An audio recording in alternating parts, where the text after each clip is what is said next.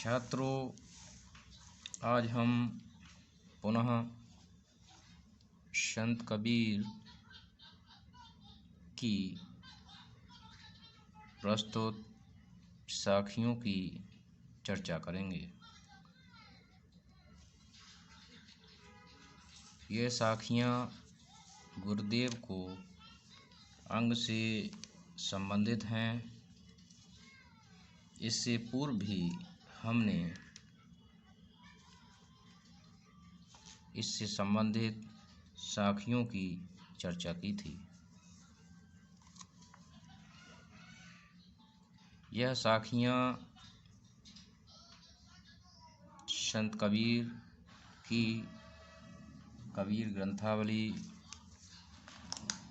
से संबंधित हैं।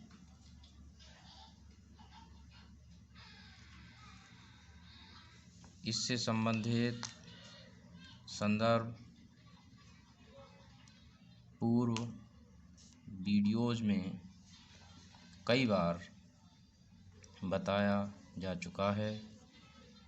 बार बार उन्हीं बातों की पुनरावृत्ति ना तो आवश्यक है, ना ही अपेक्षित।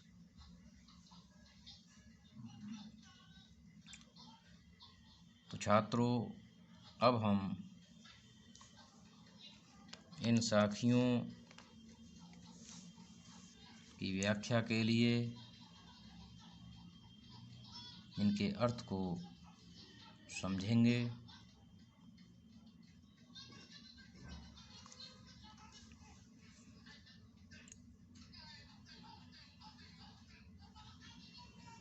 जाका गुर है आंधला, चेला खरा निरंध,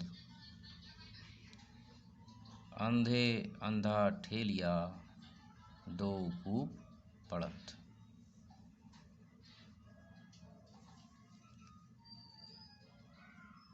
जाका जिसका,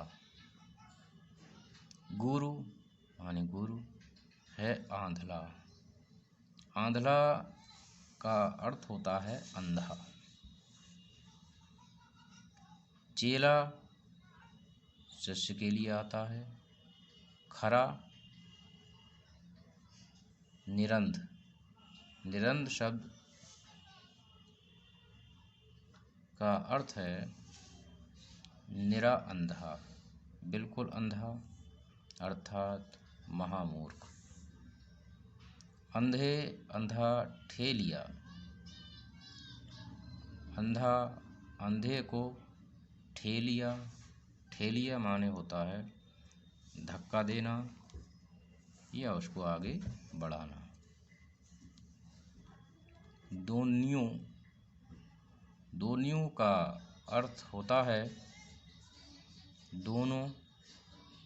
और कूप, कूप का अर्थ होता है कुआं। और पड़ंत माने होता है गिरना।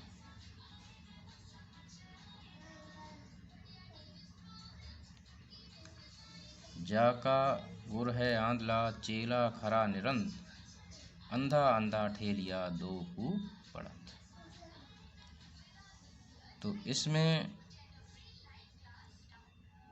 कबीर कहते हैं कि जिसका गुरु अंधा है, चेला उसका बिल्कुल अंधा है, तो अंधा व्यक्ति अंधे को अगर आगे बढ़ाएगा तो दोनों कुएं में गिर जाएंगे। यह इसका शाब्दिक अर्थ है। वास्तविक अर्थ है कि जो गुरु अज्ञानी है और जिसका चेला महामूर्ख है, तो यदि वह उसका नेतृत्व करेगा तो वह सही दिशा में न ले जाकर इस भव सागर में डुबो देगा, अर्थात गलत रास्ते पर ले जाएगा। वह उद्देश्य की प्राप्ति नहीं कर पाएगा। तो ये इसका अर्थ हुआ। इसमें कबीर ने सच्चे गुरु की महिमा का प्रतिपादन किया है। इसके पश्चात दूसरी साखी, ना गुरु मिलिया न शिष्य भया, लालच खेलिया दाव, दोनों बूढ़े धार में चढ़ पाथर की नाव। इसमें संत कबीर ने सद्गुरु की प्राप्ति न होने से शिष्य के जीवन की व्यर्थता पर प्रकाश डाला है। न तो ज्ञानी गुरु मिला, न शिष्य ही ज्ञान का अभिलाषी मिल सका।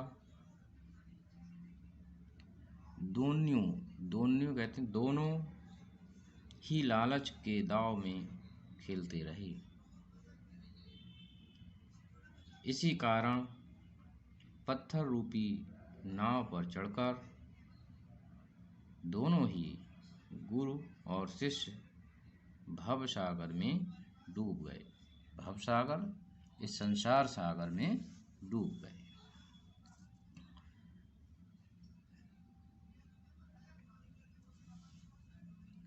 अगली साखी देखते हैं कि 64 दीवा जोई कर, 14 चंदा माह, तिहि घर किसको चानिनो, जिह घर गोविंद नाय।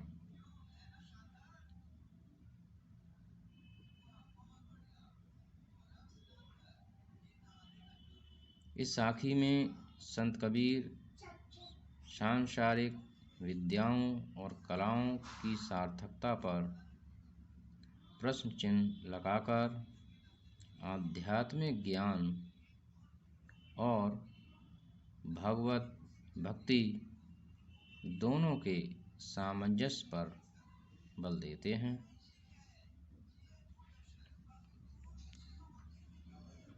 आपकी मान्यता है कि 64 दीवा जोय का, चाहे साधक 64 कलाओं को प्राप्त कर ले और 14 चंदा माह 14 विद्याओं का ज्ञान प्राप्त कर ले, तब भी वह अपने अज्ञान रूपी अंधकार को दूर करने में सफल नहीं हो सकता। तिहि घर किसको चाहिनो, जे घर गोविंद नाय। कि इन कलाओं की प्राप्ति के बाद भी वह अज्ञानता रूपी अंधकार में भटकता रहेगा, उसे दूर नहीं कर पाएगा। तिहि घर किसको चाहिनो, अर्थात उसके घर में किस प्रकार प्रकाश हो सकता है। जिह घर गोविंद नाय, अर्थात जिसके घर में भगवत भक्ति नहीं है, ईश्वर का वास नहीं है, उसके घर में कभी प्रकाश हो ही नहीं सकता है। इसलिए हमें भगवत भक्ति पर बल देना चाहिए। तो इस साखी में संत कबीर ने पुस्तकीय ज्ञान की अपेक्षा भगवत भक्ति पर बल दिया है, उसके वास्तविक स्वरूप को जानने की बात कही है। इसके बाद अब हम अगली साखी देखते हैं कि सद्गुरु हमसु रीझ कर एक कहया प्रसंग, बरस्या बादल प्रेम का भीज गया सब अंग। सद्गुरु ने हमसु रीझ कर अर्थात हमसे प्रसन्न होकर हमको जो उपदेश दिया है,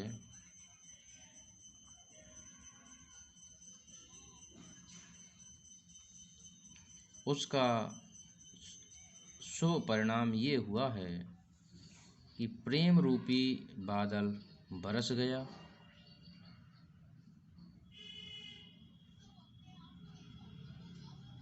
जिससे मेरा तन और मन उनके भक्ति रूपी रस में सराबोर हो गया और मैं धन्य हो गया हूँ। इस साखी में संत कबीर ने गुरु के उपदेश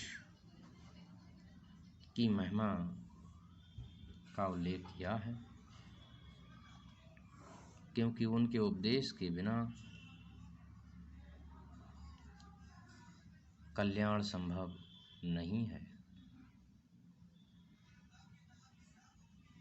अगली साखी देखते हैं। कबीर बादल प्रेम का हम पर बरसाई और अंतर भीगी आत्मा हरि भई बन रही।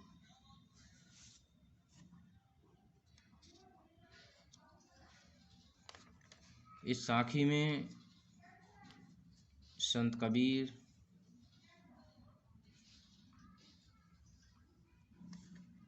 परमात्मा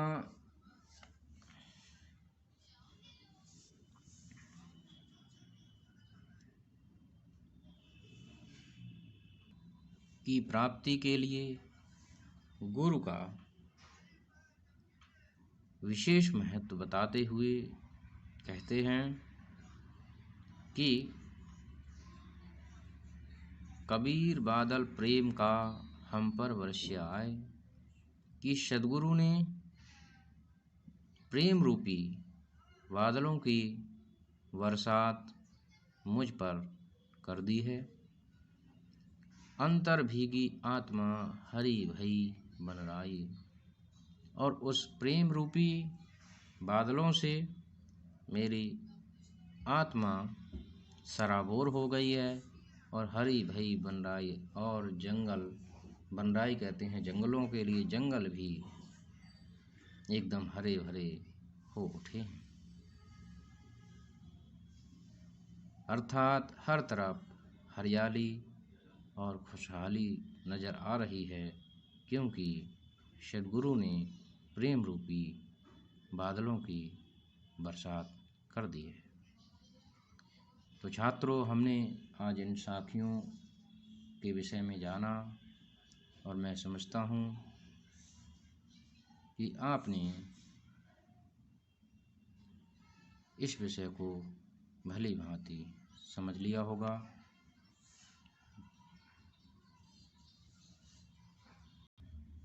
धन्यवाद।